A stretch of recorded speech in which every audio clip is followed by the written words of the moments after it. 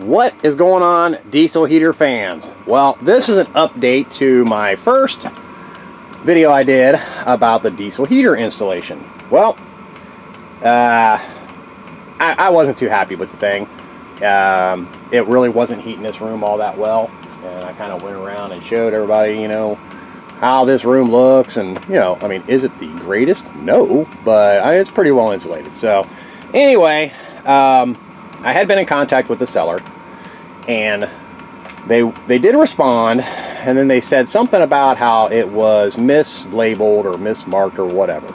So I decided at that point, well, they offered to give me like a $15 refund, and it's like, what a joke. But I mean, at least they did respond. So I was like, nah, it's okay. I'm just going to return it. I'm going to get me another one. Here's the other one. It's advertised as an 8 kilowatt. Okay. And right now, this one does not have the updated display. This display here is actually even kind of hard to see. There we go. And it's a little more cryptic to use. But as you can see, I've only got it on 2. So this thing has been running now since yesterday afternoon, because it was going to drop down to single digits, and some of the kitty cats like to come in here and sleep. So I went ahead and turned it on, and it is 54 degrees in here, taking into account that heat is also going into this room over here. So, you know, let's go outside. We'll see how much fuel this thing has consumed. It's actually, in my opinion, better on fuel than the other one was. Yeah, we had a nice ice storm. Okay, so I'm down to about a quarter, and this thing was not quite full, so it's definitely getting much better fuel economy than the other one was. The other one seemed to burn through it pretty quick. But granted, now I've only got this thing on 2. Now, this thing's only giving me a couple of errors and give me a couple of E8 errors, which I just turn it off, turn it back on, and run. Happened again, turned it off, popped the fuse out right there, and then fired it back on, and it has been running ever since. So I got no complaints there. You know, the heat feels fairly hot. You know, I don't got my ammeter or whatever that thing is on it, but it feels pretty warm coming out of there. But honestly, you want my opinion?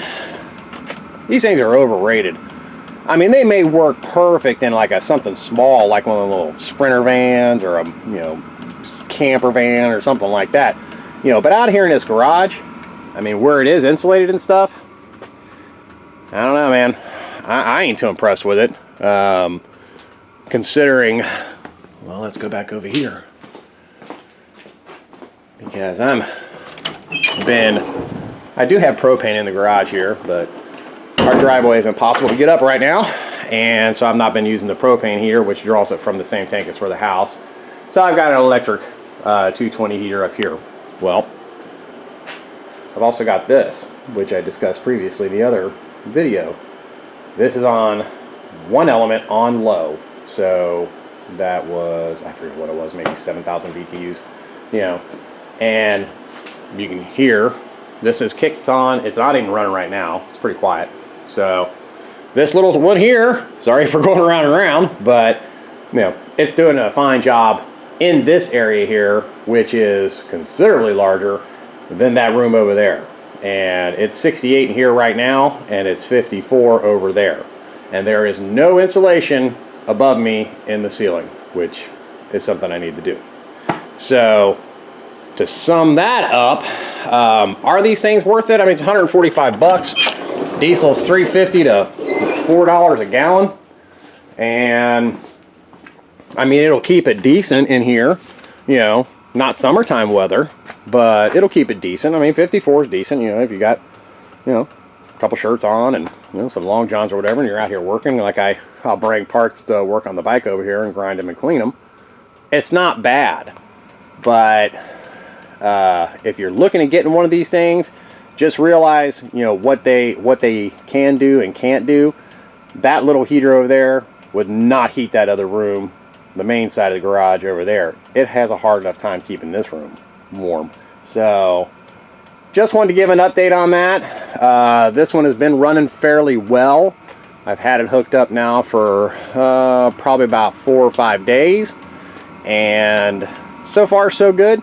I got no complaints. Like I said, it's getting pretty decent fuel economy, so that's good. But I'm not keeping it cranked up on high either. I've just been keeping it on 1 and 2 to, you know, take the chill out in here for kitty cats. So anyway, just wanted to give an update on that, and I will put a link excuse me, in the description for this particular version that I got. And I will say that I did, and it does have a remote, little key fob remote. You know, you can do on, off, increase your temp, decrease your temp. I really like the display on the other one better. I thought it was easier to read and use. I could not for the life of me figure out how to get this thing to prime, and it says how to do it in the manual, but I could not get into the priming function, which kind of sucked. So, but I still had enough fuel in the line from when I disconnected it and hooked up the other one, that it didn't create an issue. But it would be an issue if you hook this thing up brand spanking new and you got to pump that fuel all the way up that line. So that I'll look into further. But just thought I'd come back with another update on what happened to the first one and how we are progressing now with the second one. So stay tuned if anything changes, or if I decide to send it back, I'll let you guys know. Thanks for watching, and have a good one.